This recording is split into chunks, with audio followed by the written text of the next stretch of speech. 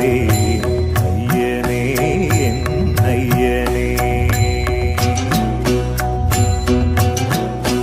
யாமொரு பிச்சை பாத்திரம் ஏந்தி வந்தேன் ஐயனே என் ஐயனே.